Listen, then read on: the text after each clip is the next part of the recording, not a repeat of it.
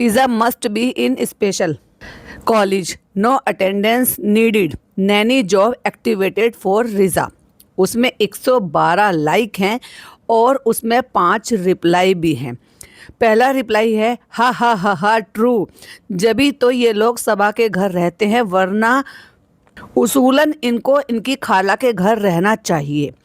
दूसरा रिप्लाई है कॉलेज जाके भी you are here living bitter comments under her videos. अब ये भोबो हैं, पक्के वाले हैं, क्योंकि इनको रत्ती भर फर्क नहीं पड़ रहा और इनको अपनी खुद की आंखों से भी दिखाई नहीं दे रहा। ऐसे बहुत सारे आंखों के अंधे, अकल के अंधे और दिमाग से पैदल लोग हैं जो चालू अप्पी को भी कमेंट करते हैं। यानी कि कोई भी अगर वहां पर सही सीख देता है या सही कमेंट करता है तो उनको काटने के लिए आ जाते और मेरे कमेंट सेक्शन में भी आते हैं। पर भाई मुझे रत्ती भर फर्क नहीं पड़ता, क्योंकि मुझे ऐसा लगता है कि जो मैं कर रही हूँ, जो मैं कह रही हूँ, वो मैं सही कह रही हूँ। तो मुझे उस बात के लिए कोई भी न गिल्ट फील होता है, और कोई भी पॉडकास्टर अगर सही बात के लिए कॉल आउट कर रहा है तो उनको होना भी नहीं चाहिए। और ऐसे जितने भी भोबो आते हैं ना, जितने भी लोग ऐसे आते हैं कमेंट सेक्शन में आप लोगों को कुछ भी बोलने के लिए, तो उनको इग्नोर करें, क्योंकि उनकी अकल पर ताले पड़े हुए हैं, आंखों पर पर्दा पड़ा हुआ है और उनकी दिमाग में उतनी अकल है ही नहीं कि वो सोच पाए कि एक्चुअली एक बच्चों का करियर खराब हो रहा है, एक लड़की की हेल्थ खराब हो रही है, और अगर पिज़्ज़ा से रिलेटेड कोई भी कमेंट करता है तो ये भोबो काटने के लिए आ जाते हैं। क्योंकि उनकी आंखों पर जो चश्मा पड़ा हुआ है ना, चालू अप्पी का, जनाब का, मैडम का, तो उस चश्मे के पार से वो असलियत और रियलिटी अभी भी नहीं देख पा रहे। इसीलिए मैं उनको कहती हूँ अकल के अंधे, जरा अपनी आंखें खोलो, सोच कर देखो जनाब मैडम के पापा को, सॉरी मैडम नहीं, जनाब के पापा को और मैडम की मम्मी को कोई ज़्यादा लोग गलत नहीं बोलते, क्योंकि वो गलत नहीं करते, वो बस अपने कर्म कर रहे हैं।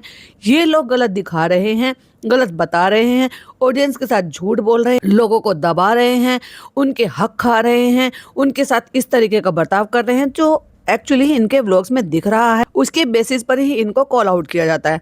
रही बात डॉटर खाला की, उन्होंने खुद का अपना ईमान धर्म बेच खाया। उनको अपने बच्चों की ये हालत दिखाई नहीं दे रही है जो बाकी सारी ऑडियंस को दिखाई दे रही है, इतनी सारी पब्लिक को दिखाई दे रही है कि हजारों की संख्या में आज की डेट में चैनल बन गए हैं इनको कॉल आउट करने के लिए। वो सारे गलत और इनके छोड़े हुए भोबो जो है वो सारे करेक्ट। दूध का धुला कोई नहीं होता, मैं मानती हूँ, सब में कुछ ना कुछ कमियां होती हैं, मैं मानती हूँ, लेकिन दुनिया भर की कमियां इन लोगों में है जो कि खुद अपलोड कर कर दिखा रहे हैं, तो उसको कैसे इग्नोर किया जा सकता है। तो वही एक यूज़र ने ये भी लिखा, रेहान कम से कम स्कूल तो जा रहा है, पढ़ाई तो कर रहा है, कॉलेज तो जा रहा है, और पिज़्ज़ा का फ्यूचर तो सिर्फ मार्केट आने जाने और नैनी बनने में ही रह जाएगा। तो क्या उसकी माँ को ये नहीं दिखाई दे रहा?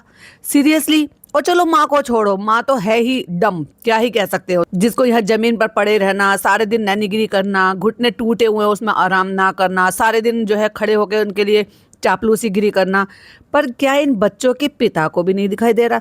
क्या वो सचमुच में इन रियल फादर ही हैं जो उनको जरा भी तकलीफ इस बात की नहीं हो रही कि मेरे बच्चों का, मेरी लड़की का क्या हाल हो रहा है? क्या उनकी नज़रों में जो उनकी बेटी का ये हाल हो रहा है ओवरऑल लुक वाइज, जो उसने अपनी सेहत को खराब कर रखा है या फिर वो अपने करियर को खराब कर रही है, उनके लिए वो सही क्या है? इन सारी बातों के पीछे क्या चालू अप्पी ने इनको, माँ बाप को बहुत बड़ा लालच दिया हुआ है, या उन माँ बापों की इतनी बड़ी मजबूरी है जिसका फायदा चालू अप्पी उठा रही है और वो मजबूर है? समझ से परे है भाई। आपकी समझ में अगर कुछ आ रहा हो तो प्लीज़ बताइएगा जरूर।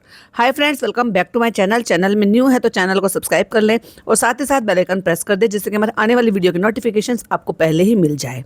आपने सुबह वाले पॉडकास्ट में सुना कि मैडम और जनाब के व्लॉग के नीचे लोगों ने कैसे कैसे कमेंट्स किए हैं, और वहीं आपने ये भी सुना था कि जब चालू अप्पी व्लॉग बनाती है तो लोग उसके कमेंट सेक्शन में कैसे कैसे कमेंट्स करते हैं, जिसकी संख्या डे बाय डे बढ़ती चली जा रही है। हाँ, वो डिपेंड करता है व्यूज़ पर।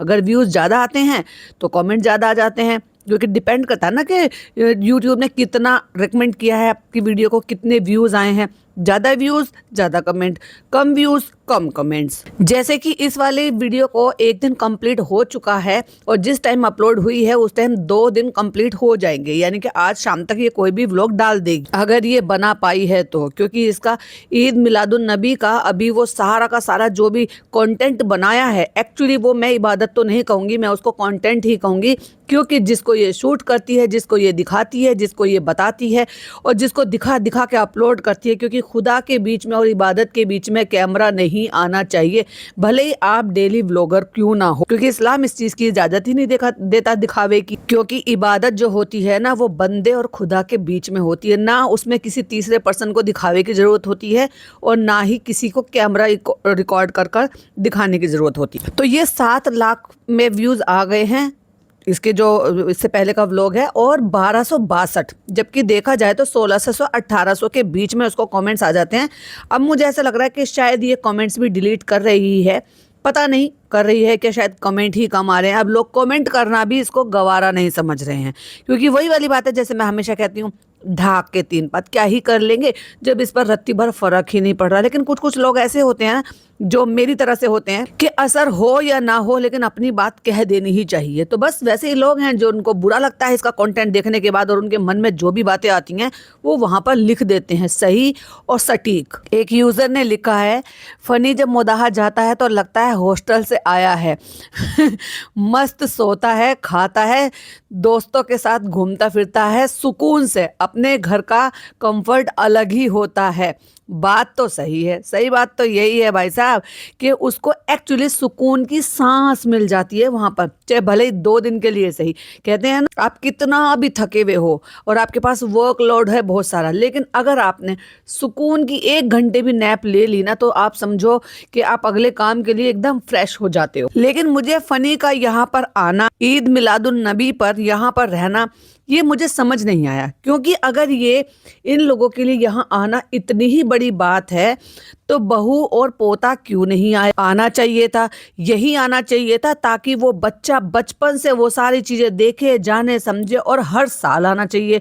और जितने भी त्योहार हैं यहाँ उनको अपने दादा दादी के साथ बिताने चाहिए, जबकि इसकी दादा दादी को ज़िंदगी भर परमानेंट यही रहना है और यही इनका नेटिव प्लेस है। लेकिन सोचो, अगर ये बकरा ईद, यानी कि जो साल में 2 ही ईद होती हैं, जो बड़े त्योहार होते हैं जो मनाए जाते हैं, बड़े त्योहार की बात कर रही हूँ, क्योंकि कुछ और भी त्योहार है जो कुछ लोग मनाते हैं और कुछ लोग नहीं मनाते, क्योंकि कुछ लोग उनको शिर्क बताते हैं, इबादत में बिलीव करते हैं, और कुछ लोग उसको सेलिब्रेट भी करते हैं।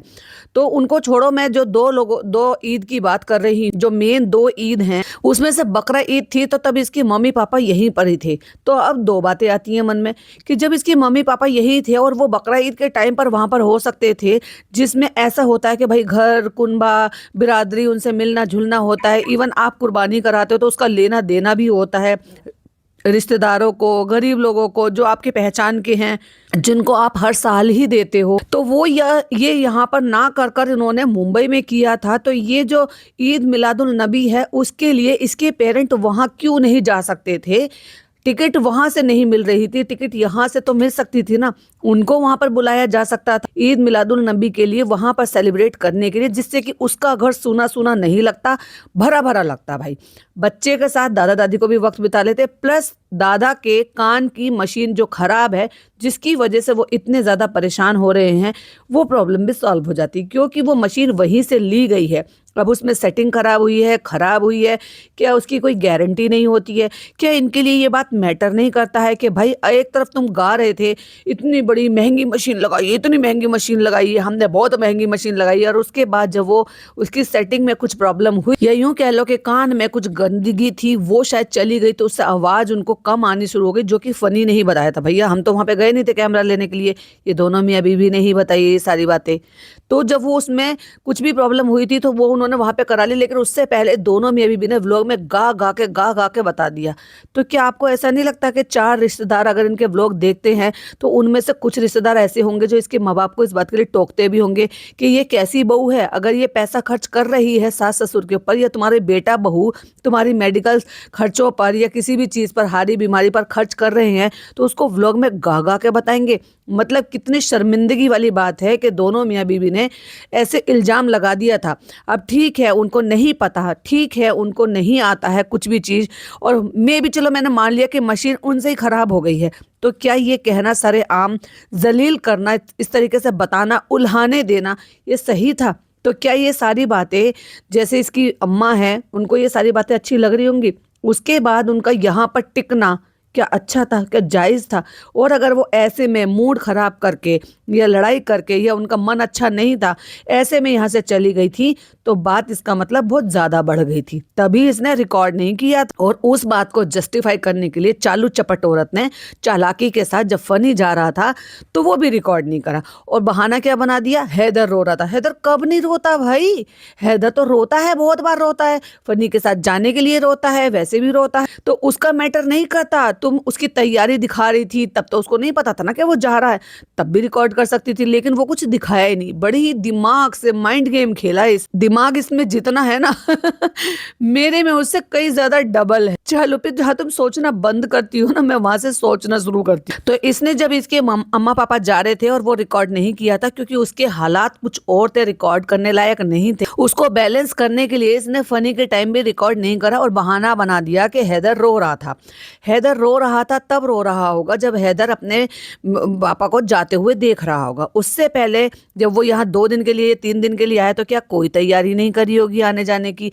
कोई बात भी नहीं हो रही थी कि फनी निकल रहे हैं या सुबह जाएंगे या टिकट मिली है कि नहीं मिली है, कुछ भी नहीं बताया। इवन यहाँ तक ये भी नहीं बताया, डर के मारे कि टिकट कंफर्म नहीं हुई है ताकि लोग बहस ना करे। बहुत चालाक है चालू अप्पी कि लोग फिर बहस करेंगे, क्योंकि वो टिकट वाला जो किस्सा था या ट्रेन वाला जो किस्सा था वो लोग अभी भी भूले नहीं हैं। चालू अप्पी तुम डाल डाल और ऑडियंस पात पात। तो एक यूजर ने लिखा है, कितनी अच्छी सास मिली है चालू को, अपनी प्यारी सी, इतनी प्यारी, कितनी प्यारी है, मासूम है, मुझे बहुत फील हो रहा है, चालू क्यों नहीं रहती है इनके साथ। दुआ लेंगे ऐसे सास लोगों की, और जिनको सास बुरी मिलती है उनसे पूछो जरा जाकर। सही बात है, एग्जाम्पल दिया है उन्होंने। तो वही एक यूजर ने उनको रिप्लाई किया है और बड़ा ही वैलिड रिप्लाई करा है और बिल्कुल सच बोला है, और सच बोलने में कोई एतराज भी नहीं है, फिर चाहे वो बोल कर हो फिर चाहे वो लिख कर हो। तो उन्होंने जो लिखा है वो लिखते हैं,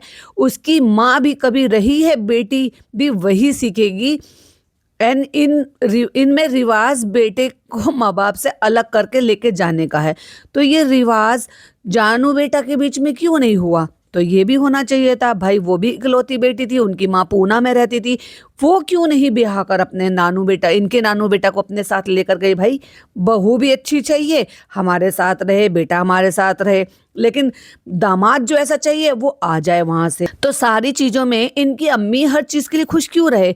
बहू अच्छी चाहिए, दामाद अच्छा चाहिए, बेटा मेरी सारी कदर करनी चाहिए, बेटा भी करे, बहू भी करे, बेटी भी करे और दामाद भी करे, और उन्हीं दामाद की और उसी बहू की जो माँ बाप हैं उनका ना करे हमारे बच्चे। वाह यार, बहुत ही अच्छी बात। और लोग कहते हैं कि ये बहुत अच्छी नेक औरत है। लाइक सीरियसली, जो नेक औरतें होती हैं ना, वो अपनी माँ को, सास को ऐसे मरने के लिए नहीं छोड़ देती हैं। भले ही जिंदगी में आपकी सास ने कितना भी बुरा किया हो आपके साथ, मारा पीटा ही क्यों ना हो, कुछ भी करा हो, क्या आप उनको उनकी जिंदगी के आखिरी पड़ाव में ऐसे नाली में मरने के लिए छोड़ दोगे?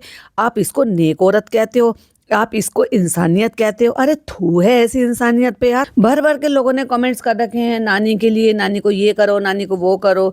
भाई नानी डिजर्व नहीं करती हैं एक्चुअली। क्यों डिजर्व नहीं करती हैं? इसलिए डिजर्व नहीं करती हैं कि जिनके पास रही, जिस भाभी जी की वजह से, यानी कि मैडम की वजह से उन्होंने मुंबई दर्शन किए और मुंबई में रहना सीखा, क्योंकि जब तक तो चालू कमाती ही नहीं, लेकिन वो अगर मुंबई आती थी तो वो भाभी जी की वजह से आती थी, लेकिन उसी भाभी की लंका लगा दी। और फिर दूसरा, आपको इतना अच्छा सब कुछ मिल रहा है, उसके बाद भी आपको चोरी चकारी करने की जरूरत ही क्या है?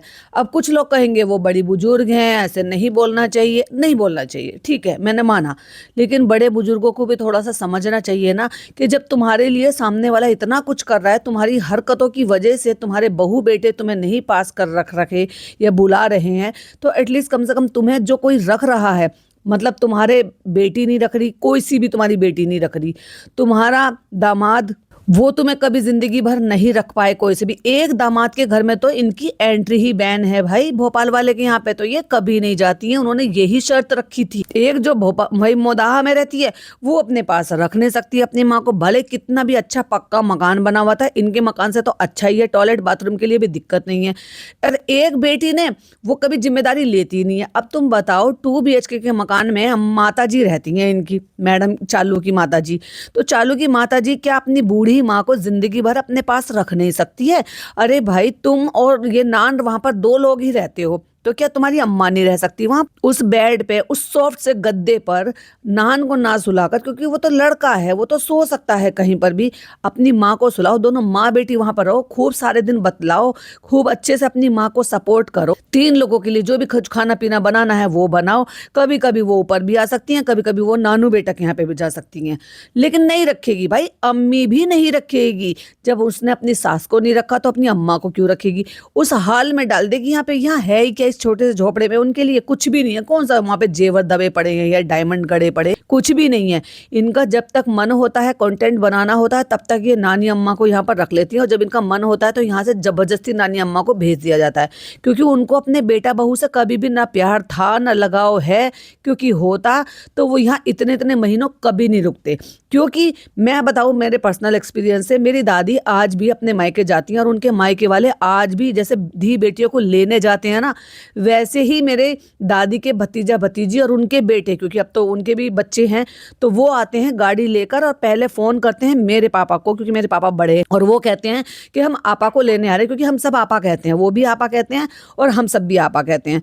तो हम आपा को लेने आ रहे हैं। तब मेरे पापा, कभी कभी मेरे पापा का मन होता है तो वो कह देते हैं, और कभी कभी उनकी तबीयत अगर थोड़ी कमज़ोर होती है तो वो मना कर देते हैं कि नहीं अभी तबीयत खराब है, उनकी दवाई चल रही है, ठीक हो जाएंगी, मैं फ़ोन कर दूंगा तब आप ले जाएं। क्योंकि उनको उनका मन करता है वहां पर जाने का, और उनका मन करता है अपनी बुआ को बुलाने का। आज भी वो अपने मायके जाती हैं और जैसे धी बेटियां रह कर आती हैं ना, वही उसी हिसाब से रह कर आती हैं दोनों बहनें। क्योंकि मेरी दादी और उनकी छोटी बहन वनी, यानी कि मेरी छोटी दादी, वो दोनों सगी बहनें हैं, सगी बहनों की एक ही घर में शादी हुई थी। और अब मेरे दोनों दादा तो है नहीं, वो लोग अपने घर जाते, तो अपने मायके जाने के लिए भी वो जाती हैं जब मेरे पापा भेज देते हैं। लेकिन थोड़े ही दिन में मेरे पापा तुरंत ही कह देते हैं कि नहीं हम आ रहे हैं, लेने के लिए भेज लेंगे। फिर मेरे भाइयों को कहते हैं या मेरे चचा कहते हैं अपने बेटे को कि जाओ जाकर लेकर आओ, क्योंकि नहीं रहा जाता इतने दिन के लिए भाई। वो बच्चे जो एक्चुअली अपने माँ बाप से प्यार करते, ठीक है उनकी खुशी के लिए उन्होंने भेज दिया, उनके भतीजा लेने आते हैं तो उनके भेज देते हैं, लेकिन यही होता है, जो बातें होती है ना वो यही होती है जो एक्चुअली प्यार मोहब्बत लव।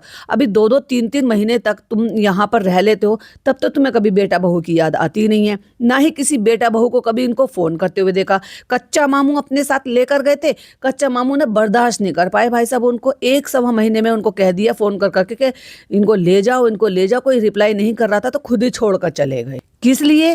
क्योंकि इनकी खुद की आदत भी ठीक नहीं है। एक उम्र होती है, एक उम्र के पड़ाव के बाद इंसान को थोड़ा सा ठहराव आ जाना चाहिए। गाली गुप्तार करना, लड़ाई झगड़े करना, बहू बेटों से, पोता पोतियों से, सबको उल्टा सीधा बोलना, जस्ट बिकॉज क्योंकि नानू बेटा और उनकी माँ जो है वो जो चाहती हैं वो करती रहती हैं। उनके बहकावे में आकर अपनी बुद्धि के ताले ना खोलकर अगर अम्मा ऐसे काम करती हैं तो ये जो आज अम्मा की जो हालत है ना, ये उनकी ही वजह से है।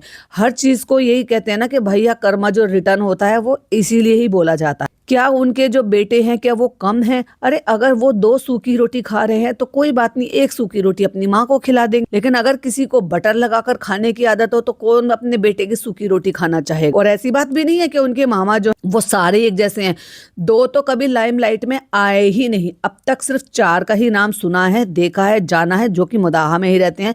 बाकी वो कहाँ रहते हैं किसी का कुछ नहीं पता, और जब कभी वो किसी के कंटेंट में नहीं आए हैं तो किसी को क्या ही उनके बारे में मालूम है। बट यस 6 मामा है, जिसमें से एक कच्चा मामू है, एक बाबू मामू है, एक कारी मामू है और एक रुकैया के पापा हैं। सब अपनी अपनी जिंदगी में मस्त है। सबने शादियां भी सुना है कि खुद से ही करिए, इन्होंने ऐसा कुछ किया नहीं है। सबकी बहुओं को खूब गाली गुप्तार कर रहा है, लड़ाई झगड़ा किया है। भाई तुम किसी की फैमिली को चैन से रहने नहीं दोगे तो फिर वही फैमिली फिर आपको कैसे अपने पास रख लेगी और कैसे आपकी सेवा पानी कर लेगी? तो आज जो ये हालात है ना नानी के, ये इन नानू बेटा और नानू बेटे की माँ जो है ना, ये उनकी वजह से है, क्योंकि इन्होंने दखलंदाजी दी उनके बेटे के और माँ के बीच में, और उनको ज़बरदस्ती रोका हर चीज़ से। तो उनके रोकने की वजह से तो रुकैया के व्लॉग में नहीं आती। आपको क्या लगता है कि क्या रुकैया और उसकी माँ और उसके पापा वो इतने पत्थर दिल लोग हैं कि वो इनके लिए कुछ नहीं करेंगे?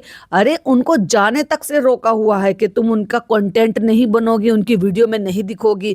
लहर मेरा कंटेंट है। ये कंटेंट की लड़ाई में तुम जिंदगियां खराब कर रहे हो लोगों की, और फिर लोग कहते हैं कि ये बहुत ही अच्छे लोग हैं। अरे खाक अच्छे लोग, तरस आता है देखकर। मैं ये देखकर तरस आता है मुझे कि जब मैं देखती हूँ ना कि मेरी दादी को मेरे पापा मेरे चाचा लोग कैसे रखते हैं और वो कैसे अपनी जिंदगी को अच्छे से गुजार रही हैं, और जब इनकी हालत को देखती हूँ ना तो बहुत ही ज्यादा बुरा लगता है। लेकिन मेरी दादी ने कभी भी मेरी अम्मी को, चच्चियों को, कभी भी, हमने हमेशा यही सुना, अपनी अम्मी के मुंह से यही सुना, चच्चियों के मुंह से यही सुना, कभी किसी को कुछ नहीं बोला। यही बोला बेटा तुम्हारी जिंदगी है, तुम्हें जैसे करना है तुम वैसे करो, अब तुम्हारा टाइम है, जैसे अच्छा करना है वैसे। और आज भी खूब मेहनती हैं, आज भी भाई साहब इतनी बीमार होने के बाद भी खूब अच्छे से, जब उनकी तबीयत अभी बीच में खराब हुई तो उसके बाद फिर धीरे धीरे करके तबीयत ठीक हुई। उनको जो है ड्रिप वगैरह लगवाया, थोड़ा सा इंजेक्शन लगवाए, उनको ताकत के, उनको ड्रिप वगैरह लगाया, आयरन की डेफिशिएंसी थी वो पूरी करवाई, तो अब वो फिर से थोड़ी ठीक हो गई हैं। फिर से वापस से अपना खड़े होकर नमाज, मतलब इस उम्र में भी इतनी बुजुर्ग होने के बाद भी खड़े होकर नमाज पढ़ती हैं, बस इबादत में रहती है। मैंने तो जब से होश संभाला है ना, मैंने अपनी दादी को सिर्फ और सिर्फ इबादत करते हुए देखा। कभी कभी एक आध काम, जैसे बाहर का, हमारे घर की बहुएं बाहर नहीं जाती हैं तो वो अपने आप ही जाके ले आती हैं कि कोई सामान मंगाना हुआ, कोई चीज़ मंगानी हुई तो वो लाकर दे देती हैं, या कभी साग सब्जियां काटनी होती है दराती से, जैसे साग काटना होता है तो वो काट कर कभी कभी दे देती थी। अब तो खैर वो भी नहीं करती है जब से थोड़ा बीमार सी रहने लगी, पर यस वो हमेशा बैठी रहती हैं वहाँ पर। तो हमारी भाभी लोगों के लिए, ये मेरी चच्चियों के लिए, चच्ची की बहुओं के लिए वही बहुत बड़ी बात है कि वो बैठी रहती हैं, वो बातें करती रहती हैं, अल्लाह रसूल की बातें बताती रहती। हमने ऐसा देखा है अपने घर में। लेकिन जब ऐसे इनके हालात देखते हैं ना कि खुद इस उम्र में खुद के लिए चाय बना रही हैं, अलमारी गिर गई है, तो तरस भी आता है। लेकिन फिर सोचकर ये भी बात होती है कि इन्होंने जो भी कुछ करा उसके बीच में चलो वो ठीक है, वो भी माफ कर देंगे। और उसके बाद बाबू मामू ने उनको करा भी है। जब इन्होंने 8-9 महीने के लिए उनको अबेंडन कर दिया था, तो इनके जो बाबू मामू हैं ना वो वाकई में बहुत अच्छे हैं और उनकी हैसियत भी ठीक है। उन्होंने रखा था कई महीनों के लिए, और इसके रिगार्डिंग मेरी पर्सनली बात भी हुई थी अकबर अहमद से, तो उन्होंने ही मुझे बताया था कि उन्होंने ही रखा था, सारी सेवा पानी दवाई सब उन्होंने ही की थी उनके साथ। और देख लो वो भी तब जब उनकी बेटी की शादी में जाने के लिए इन लोगों की रोकने की वजह से वही दादी गई भी नहीं थी अपनी एक पोती की शादी में। वो सब वक्त बीत गया, लेकिन जब इन्होंने अबेंडन कर दिया, जब इनके काम की नहीं रही नानी, जब नानी की वो बात बाहर आ गई थी, वो इतनी बड़ी बिटाना हो ऐसे करके बात बाहर आई थी। फिर वो स्टिंग ऑपरेशन हुआ था कि भाई वो इन्होंने ही बताया कि मैं तो कटोरी चम्मच कपड़ा सब उठा के चुरा के ले आती हूँ, जब मुझे मिलता है बैग में भर लेती। तो वो जब उनके जो पोते ने स्टिंग ऑपरेशन कर दिया था और वो वीडियो अपने चैनल पर डाल दी थी, वो सारी बातें जब बाहर निकली तो उस दौरान इन्होंने चालू को भी मना कर दिया था कि तुम ना जाओगी, ना वहाँ पर रिकॉर्ड करोगी, ना उनसे वास्ता रखोगी। वो जब यहाँ मुदाहा आई ना, उसने भी इनको बिल्कुल ना दिखाया ना कुछ करा। ऑडियंस पूछती थी तो एक बार जब ज़्यादा पूछा तो लोगों ने झूठ बोल दिया, इसने चालू ने, कि वो ना मामा के यहाँ गई है, मेरे मामू के यहाँ पे गई है जो झांसी में रहते हैं। कोई भी मामू रखने को राजी नहीं, क्योंकि किसी भी मामी के साथ इनकी बनती नहीं है। तो बाबू मामू ने ही अपने पास उस टाइम पर रखा था जब वो बीमार थी, और वो तब उनके यहाँ से आई थी जब ये पहली बार अपने बेटे को लेकर उनके घर गई थी, तब वो बाबू मामू के यहाँ रह रही थी, और तब भी वो बहुत ज्यादा बीमार हो रही थी। तो ये आज जो हालात है ना, ये इनकी वजह से। और इतने पर भी उनको इतनी अकल समझ नहीं आ रही है कि एट द एंड मेरा अंत तो यही होगा, इसी मुदाहा में होगा। मुंबई से मेरा कोई सहारा नहीं है, तो मैं अपने बच्चों में रहूं। और बच्चों को भी ये होना चाहिए कि चलो जो हो गया सो हो गया, जो बीत गया सो बीत गया। अब तो कम से कम उनकी जिंदगी के ये ऐसे पल चल रहे हैं, इतनी बीमार भी रहती है, इतनी उम्र भी हो गई आ गया। देखो एक होता है कि भाई देखो जिंदगी का तो कब किसकी जिंदगी खत्म हो जाए ये तो सिर्फ ऊपर वाला बेहतर जानता है, लेकिन एक ये रहता है ना मन में बात कि भाई इतनी उम्र हो गई है तो ज़्यादा जिंदगी नहीं है। अब होने को तो लोग 100 साल के भी हो जाते हैं, 100 साल 110 साल तक भी लोग जिए हैं, लेकिन उसमें भी क्या ही जीना कि जो वह इंसान चल फिर ना पाए, मोहताज हो जाए। पर मैं तो ये कह रही हूँ कि अब ये तो पता है ना कि 94+ वो हो गई हैं, तो कम से कम बाकी की जिंदगी जो है वो अपने बच्चों में रहे, और बच्चे जो हैं उनको अपने पास रख, उनको परेशानी ना होने दे। जैसे कि बाबू मामू, जैसे कि रुकैया के पापा हैं, वो उनमें से रख सकते हैं अपने पास इनको, जिससे कि उनको टॉयलेट बाथरूम के लिए, अकेलेपन के लिए सारी चीज़ें तकलीफें ना हो। मुझे नहीं पता वो किसके लिए चाय बना रहे थे, क्योंकि मैंने जब पहला व्लॉग देखा था तब मैंने सुना था कि वो बोल रही थी कि मामा के लिए चाय बना रही हूँ, और उसके बाद पता नहीं क्या हुआ था, वो मुझे सीन कट कर गया या क्या हो गया, मुझे नहीं सुनाई दिया कि वो चाय बना रही थी तो किसके लिए बना रही थी, और अलमारी उनके ऊपर गिर गई थी। सच्ची बताऊं तो दिल भी बहुत ज़्यादा दुखा, तरस भी बहुत ज़्यादा आया। बड़ी बुजुर्ग हैं, इतनी सी भी चोट लग जाती है तो वो ज़्यादा कसकती है, ज़्यादा दुखती है। और ऐसे हालात में और सोच कर देखो, वो जो काई लग रही है ना उसमें वो चल कर चप्पल से फिसल जाएं अकेले पद दुकेले, इतना टॉयलेट बाथरूम जाने के लिए।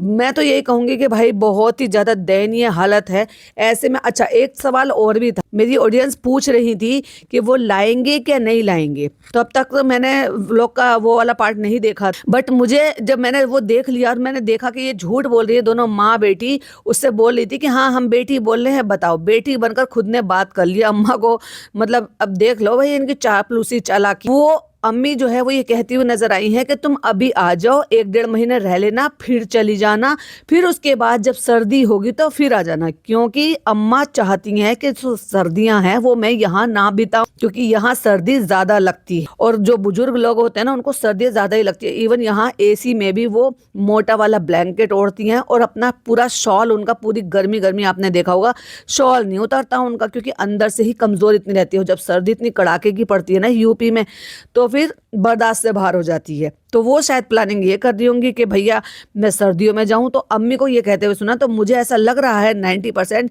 कि शायद फनी अपने साथ ले आएगा, नानी को लेकर आ जाए तो भाई बहुत अच्छी बात है। अदरवाइज तो उनको बेटे को अपने पास, उनके जो बेटे हैं, कोई भी इंसानियत निभाओ, आपको भी बुढ़ापा आएगा, जो हो गया सो हो गया, जो बीत गया सो बीत गया, अपने पास ही रखो और इनको दूर रखो। ये जो बेटियां हैं ना, जो गुड फॉर नथिंग बेटियां हैं तीनों, ये सुट्टो बेटी और नाजा, ये किसी भी लायक नहीं है। आखिरी पड़ाव है जिंदगी का, अपनी माँ को अपने पास ही रखो। अब सोच कर देखो, जो हाल आज नानी का है वो कुछ सालों बाद जो ना वही हाल फनी के माँ बाप का भी होने वाला। क्योंकि आपको लगता है कि जो सुट्टो जाने नहीं दे रही किसी को भी, उनकी माँ तड़प तड़प कर मर गई इब्बू पापा की, तो ऐसे ही कोई हाल जो है ना हमें भविष्य में होने के आसार नजर आ रहे हैं। खुदा करे ऐसा ना हो, पर होने के आसार ऐसे ही नजर आ रहे हैं। अब सोचो, जो इब्बू पापा हैं उनके तो 2 भाई थे, तब उनकी माँ की ये हालत हुई, और ये फनी तो अकेला है, तो सोचो फिर उनकी माँ बाप का क्या हाल होगा। तो फिर अगेन मेरा वही सवाल है कि जब ईद वहां पर मनाई जा सकती थी तो यहाँ तू कौन से मकसद से आया है, किस लिए आया है और क्या काम है तेरा करने के लिए। या तो चालू का कोई ऐसा काम है जो ये नहीं बता रहे हैं, किसी काम से रिलेटेड ये आया है, वरना ये ईद के लिए इसने अपने माँ बाप को वहां पर बुलाया था, जबकि ईद इसको यहाँ मनानी चाहिए थी अपने कुनबे, अपने बिरादरी के साथ। क्योंकि कुनबार बिरादरी क्या होते हैं, जैसे कि फनी के पापा के 2 भाई हैं या 3 जो भी हैं वो, या उनकी बहनें हैं, उनके साथ यहाँ पर आकर अपने नेटिव प्लेस में अपने बच्चे को लेकर आकर इनको ईद मनानी चाहिए थी।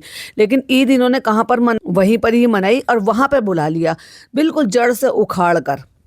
तो ये वाली जो थी, ये जो ईद मिलादुल नबी थी, इसके लिए अपने माँ बाप को वहां पर क्यों नहीं बुलाया। तो आप सोचो, ऐसा फनी का चालू का कौन सा इंपॉर्टेंट काम था जिसके लिए ये बिना टिकट के वहां से भागा आया अकेला। और सबसे बड़ा झूठ तो इनका खुद ही एक्सपोज हो गया था, क्योंकि इसने क्या कहा था, अब ये ठीकरा फोड़ती है ना आने का ससुराल, ना आने का, इसके पास सबसे अच्छा बहाना। और आपको याद हो तो जब इसका बच्चा हुआ था तो मैंने पहले ही कहा था कि अब ये बच्चे के नाम का बहाना बनाएगी ससुराल जाने के नाम पर, क्योंकि पहले ही इसको घबराहट हो जाती थी ससुराल आने के नाम पर, और अब तो बच्चे का सबसे बड़ा बहाना है इसके साथ। बच्चे की इम्यूनिटी कमज़ोर है। जब तो मुंबई में उसको ऐसी जगह पे बरसात में, बारिश में, मॉल में, सड़कों पे लेकर घूम रही है, तब बच्चे की इम्यूनिटी मजबूत हो गई थी। मुंबई आने के लिए, मुंबई में घूमने के लिए सड़कों पे तो इसकी इम्यूनिटी बच्चे की मजबूत हो गई है, लेकिन अपने दादा दादी के घर आने के लिए उसकी इम्यूनिटी कमजोर हो गई है। और अगर तुझे ऐसा लगता है कि तुझे ट्रेन का सफर वो लंबा है और बच्चे के लायक नहीं है, तो भाई अपना घर प्लेस, अपना जो है घर कुनबा बिरादरी छोड़ दोगे क्या, फ्लाइट से आओ। तुम्हारे पास तो पैसों की भी दिक्कत नहीं है। जो लोग आम लोग नौकरी करते हैं ना, वो भी 30 त्योहारों पर फ्लाइट से भी आते हैं, जिनके पास उतना टाइम नहीं है कि भाई हम टाइम जो है वो इतना लगा सके कि 1.5 दिन का सफ़र करके जा सके, 1.5 दिन का सफ़र कर कर आ सके, फिर वहाँ पर रुकना भी होता है, तो वो लोग फ़्लाइट से सफ़र करते हैं, आते हैं और जाते हैं। और जो लोग नॉर्मल वे में अपनी जॉब करते हैं उससे भी वो अफोर्ड कर लेते हैं। हाँ, लेकिन ये रहता है कि उनका प्लानिंग बहुत अच्छी होती है कि वो टिकट्स पहले से ही बुक कर कर रखते हैं। तो तुम्हारे पास तो पैसों की भी कोई किल्लत नहीं है, तो तुम्हें नहीं पता था कि ईद मिलादुल नबी कब आने वाला है। आते ना दोनों मियाँ बीवी बच्चे को लेकर, नहीं आना था इसलिए बहाने बनाए थे। और दूसरा बहाना क्या था कि चालू मैडम डर रही थी क्योंकि वहाँ पर कीड़े होते हैं, क्योंकि ये जो मौसम है ना, अभी ये वाला मौसम नहीं है, जब बरसात थोड़ा जाने वाला मौसम होता है ना, वो मौसम होता है जब कीड़े ज़्यादा उड़ते हैं। आप देखोगे कि लाइटों के आसपास बहुत सारे मंडराएंगे, गिर कर नीचे चले जाएंगे। तो ये उस मौसम को समझ रही थी कि वहाँ पर कीड़े बहुत ज़्यादा होंगे, जो एक बार भी इसने नाम नहीं लिया था। ये रीज़न था इसका यहाँ ना आने का, क्योंकि ये डरती थी। लास्ट टाइम का भी दिखाया था। और हर चीज़ का सोल्यूशन होता है भाई। चलो तू तो बचकर रह जाएगी मुंबई में, तेरे सास ससुर कहाँ जाएंगे यहाँ से, या मुदाह में रहने वाले लोग कहाँ जाएंगे, या यूपी में कहीं पर भी, या इवन दिल्ली में भी, इवन हर जगह बरसात के टाइम पे इस तरह से कीड़े आते हैं।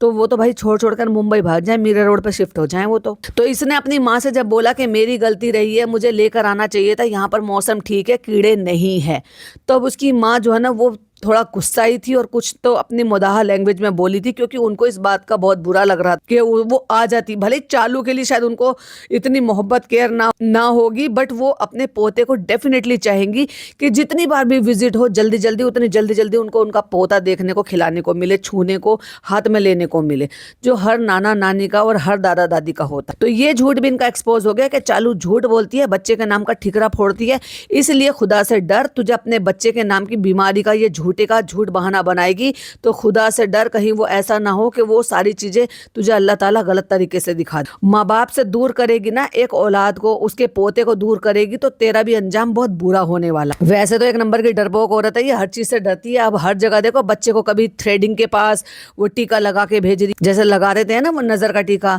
तो कभी गाल पे इतना बड़ा लगा देती है। अचानक से तुझे बड़ा ख्याल आ गया कि तेरे बच्चे को नजर लग जाएगी, तो तू इतनी ज्यादा शरीफ बन रही है ना, तो कंटेंट मत बनाइयो, अपने बच्चे को दिखाना बंद कर दे आज के बाद, वरना लोग नजर लगा देंगे। चलिए, तो ये कुछ पॉइंट थे मुझे आपके साथ शेयर करने थे। कैसा लगा आज का पॉडकास्ट जरूर से बताइएगा। वीडियो पसंद आए तो लाइक शेयर कीजिएगा। चैनल पे पहली बार आए हैं तो सब्सक्राइब कीजिएगा। फिर मिलती हूँ एक और नई वीडियो, नई अपडेट के साथ। टिल देन बाय बाय, अल्लाह हाफिज, टेक केयर।